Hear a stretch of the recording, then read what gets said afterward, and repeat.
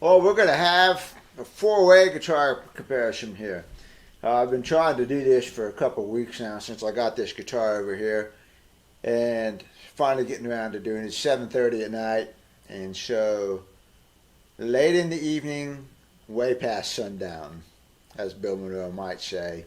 Anyway, the guitar we're going to look at today is a D-18 1939 authentic aged. And it's a cool guitar. I've been wanting to look at one for a long time. It's high on my list of guitars to get for the shop this year. So I have a customer, and he knew that I wanted to look at one, and he said, I'm going to send you this one. I want you to do just a little bit of work to it, and then you just keep it for a while. So I thought, wow, what an opportunity. So it's sitting over here. I'm going to compare it to four different guitars that are a little different from each other. There's not a direct comparison, but that's not the point of this comparison. The comparison is simply to show you what kind of sound do you like. It's not to say this guitar is better than this guitar. Oh, they're not the same exact guitars, so it's not a fair comparison. That's not the point. The point is that you might like this guitar better, and now you know where your target is, okay? Or you might like that guitar better, and there's your target. So that's what we're looking at here, is what sound are you interested in? And if you like one of them better than the other one considerably, that's fine. You can mention it in the comments, but I'm really interested. I'm not interested. This is for you to help you focus in on the kind of sound that you think you might want. So the first guitar we're going to use is a 1963 D-18. This one is stock, which is why I have it for the shop. It has a nice fresh neck reset. It's got good frets on it, but structurally, it's all stock. It's stock tuners. It's got a bone nut, fresh frets on it, fresh neck reset. The action is 93 thousandths of an inch. It's got a bone saddle, antique acoustic pins.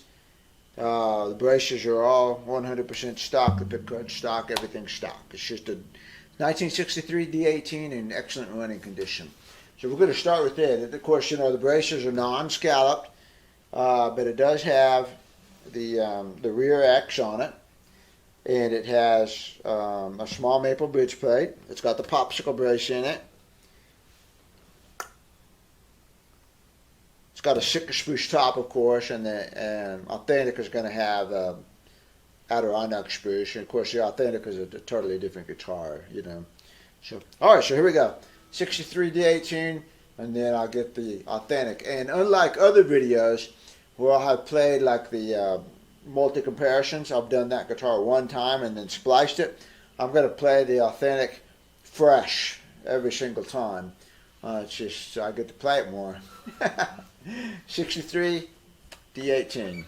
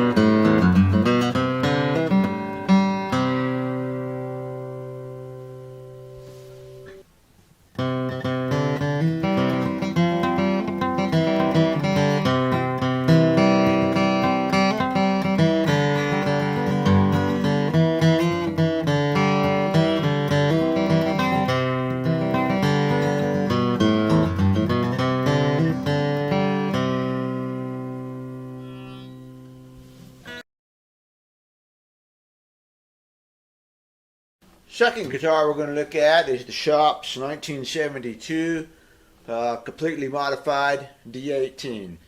This started off as a stock D-18. It's got tuners on it, go over 18 to 1s. It's got a bone nut, has fresh frets, it has a neck reset, it has the popsicle brace out, it has a maple bridge plate, black locust bridge plate, scallop braces, a granadillo bridge, 2 1/4 inch bridge spacing, and antique acoustic bridge pins. It's pretty much the full meal deal on a modified D-18. It's been modified for a little over a year now, so it's starting to really get its voice. Let's see what it sounds like compared to the aged authentic.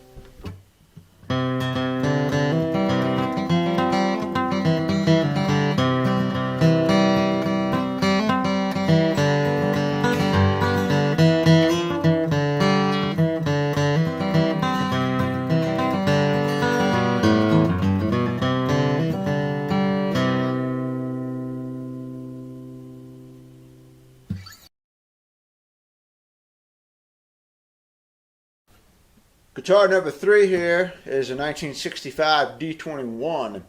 And as you probably know, D21s are Brazilian rosewood, back and sides, Brazilian rosewood fingerboard, Brazilian rosewood bridge, non-scallop bracing, small makeable bridge plate. This one has a popsicle brace in it. It's got the original tuners. In fact, this whole guitar is all original. The purpose for this comparison, I know this is apples and oranges, because the authentic, it's got scallop braces, Adirondack spruce top, T-bar. It's got so many different things It's an apples and oranges. But the point of this comparison is if you have this amount of money to spend, do you want that sound or do you want this sound? Okay? Because this guitar is actually cheaper than the aged authentic. And so here it is. You might as well just compare it to it, you know? 1965 D-21.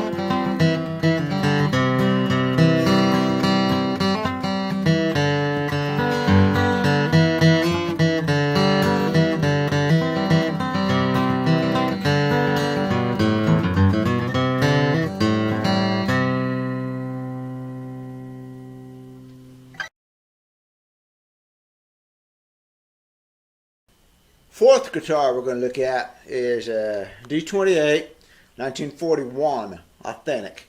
And the purpose for this comparison is so you can see what comparable rosewood versus mahogany are like.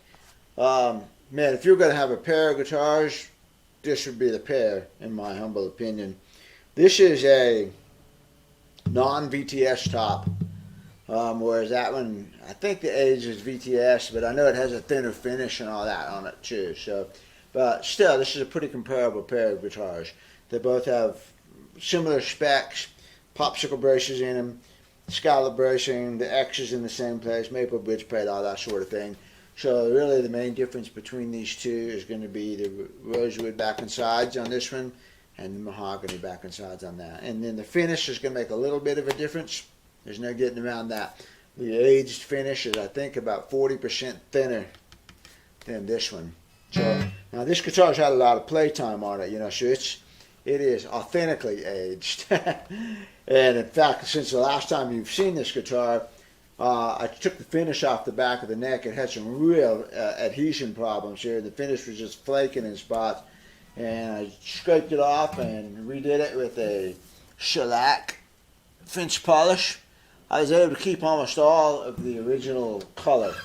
And I went ahead and stained it just a little more to, just to get it all even and everything. But it's got a shellac finish polish back on it. It's just fabulous. So here's this one. D-18, 1941, authentic.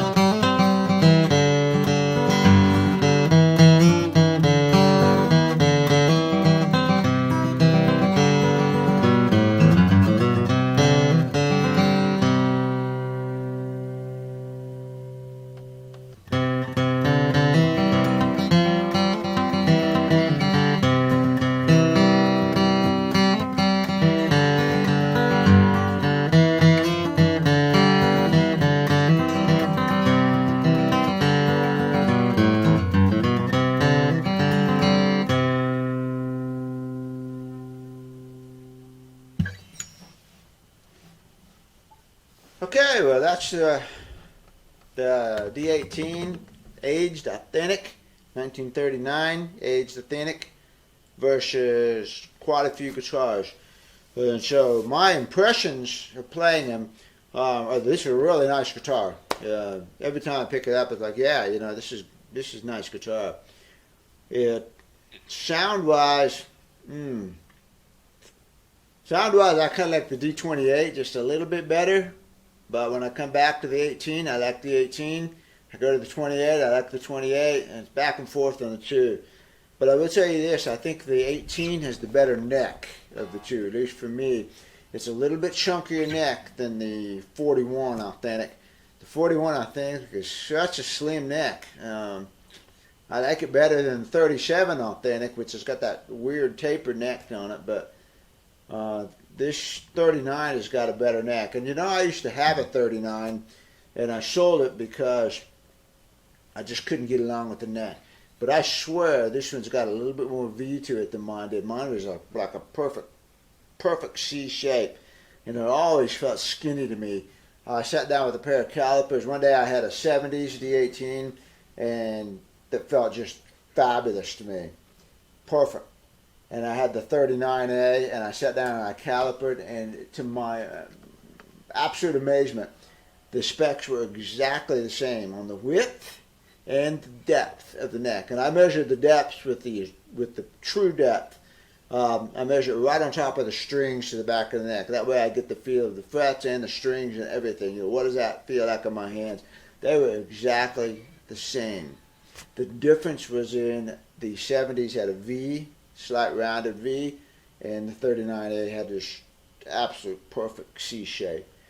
I just couldn't deal with it. This one, though, I swear does not feel that C-ish. I pick this one up and it's like, yeah, you know, it takes me just a second. But I start playing it then, and then it's a very comfortable neck. It has a wonderful taper to it. It has a really nice feel to it. I like this neck a lot. I like this guitar a lot. It's good. But I have to tell you, my favorite neck out of the whole bunch was the 72 D-18. And something about the profile on that neck is just really good for my hands. I pick it up and it feels wide, even though it's not. It's exactly the same as this one. But it's got a feel to it somewhere in the shoulder. Something's going on in the shoulders. And it's got a little more of a shoulder than going off into a V. And it just, every time I pick it up, I think, wow, this neck is really great. And sound-wise, I think that 72 it's got some mid-range punch to it.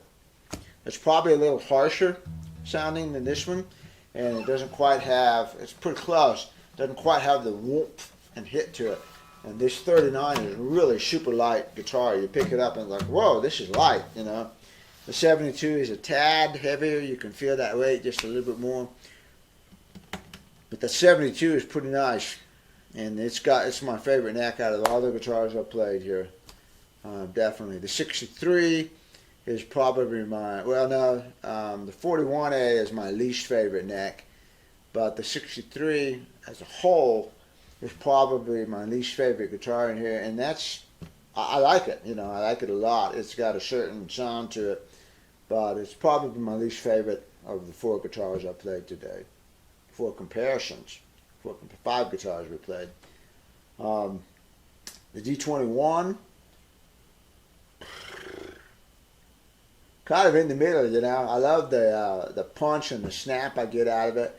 The neck is pretty comfortable, but I miss the bass. I miss the openness and the percussion you get from the scallop braces. And I'm not about to scallop the braces on it. You know, it sounds good. It'd be really, really good as a jam session guitar. It would really cut. So, but when you're playing it by yourself, it's just a little harsh. It's not harsh. It's strident, maybe. You know, it needs a band to fill it out. And these big guitars, you know, the guitars that sound big, when you get them into a band, then some of that bigness is going to get lost. And so kind of depends on what you want the guitar for. But I will say that this 39A is authentic. It's a super, super nice guitar. I really like it a lot. I like the neck. I like the feel. I like the sounds. I like the age stuff on it, you know. You look at it and think, oh, it's got some scratches on it, you know. So you tend to play it more. It's just like that 41 over there. It has been authentically aged. You know, it's been played hard. It's got scratches. It's got flaking finish on it. The whole finish on the back of the neck flaked off. And consequently, you know, I play it a lot because I don't worry about little dings on it. Whereas my 37 is pristine. I bought it brand new. Doesn't have a scratch on it. It's never left the house. It's just, you know, it's absolutely pristine condition. And I baby it a lot more. 41, no, I don't baby it. I wouldn't baby this guitar, you know. It's funny, a lot of people are kind of biased against the age. Oh, I'll age it. But, you know, well, great, you know, go ahead and do that. But to me, I look at it and I think, oh, okay, you know, we're good to go. And besides that, it looks good. and I like the way it looks. And so when I like the way a guitar or mandolin or whatever looks, it shouldn't be that way, but I like it better. It's aesthetically pleasing to me, and I get down and I go, oh yeah, I feel comfortable with it. I play better on it, and that's just the way it goes, So I hope that was a fun comparison. I think it was fun for me, having all those great guitars to play against each other, and I'm gonna be on the hunt for one of these for the shop because I think it'd be a great comparison. Pit the 70s against it, So this is a D-18 1939 authentic aged, and we are over and out.